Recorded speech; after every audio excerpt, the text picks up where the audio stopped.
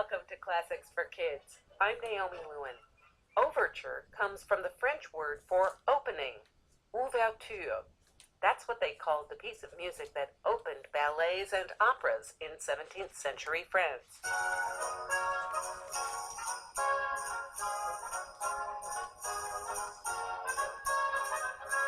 After French overtures became popular all over Europe, non-French composers started pinning the name overture onto larger pieces of music. Those overtures, or suites as we now call them, consisted of alternating fast and slow sections, but they always started off with an overture in the French style. A slow introduction,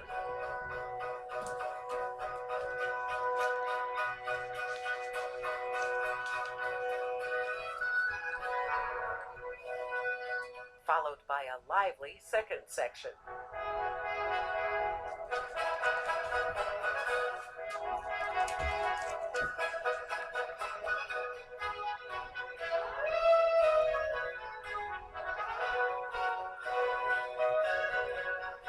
Today, the kind of overture we know best is the dramatic overture, a piece of music that gets you ready for a stage work that follows. Sometimes those overtures consist of a bunch of hit tunes from that work, like the overture to Jacques Offenbach's operetta The Grand Duchess of Gerolstein.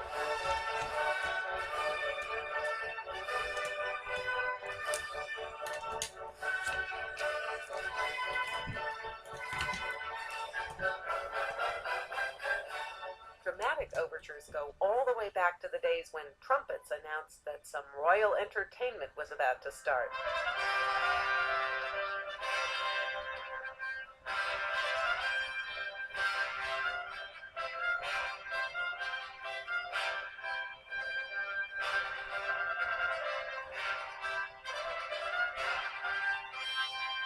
That's the opening to one of the earliest operas ever written, Orfeo by Claudio Monteverdi.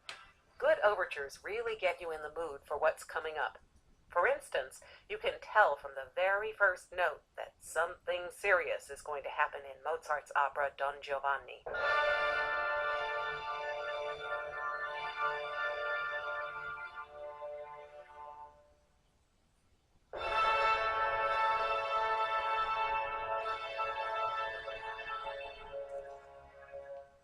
Overtures set the stage for plays, too. Egmont by Goethe is obviously a tragedy, as you can hear from the overture that Beethoven wrote for it.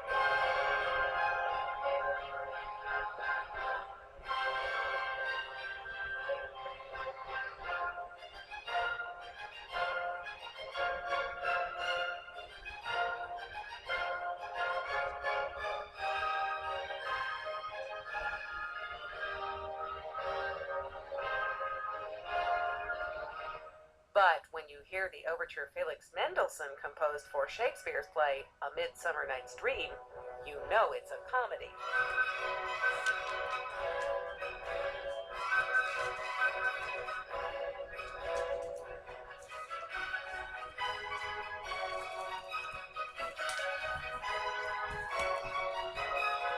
Actually, Mendelssohn didn't originally write his overture for a production of the play.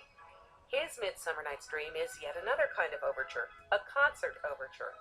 As the name says, it's meant to be performed on a concert and doesn't have to have anything to do with anything theatrical. Lots of times, when composers were asked to provide music for a special occasion, they'd write a concert overture so that people who were sitting for a long time at some ceremony didn't have to sit through a long piece, too.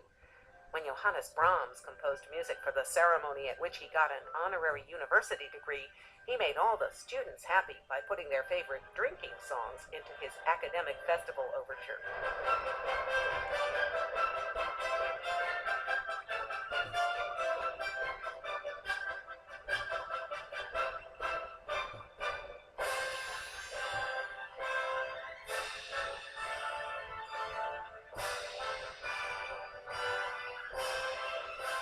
Lots of concert overtures were intended for patriotic purposes, like the one Tchaikovsky wrote for the dedication of a church in Moscow. Tchaikovsky used that occasion to celebrate Russia's defeat of Napoleon in 1812.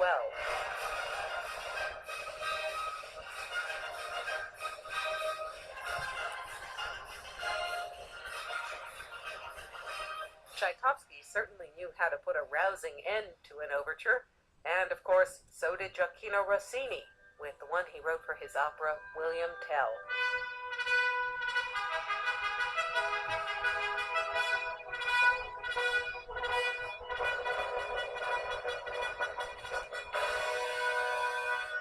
One of the things Rossini put into his William Tell overture was a musical thunderstorm.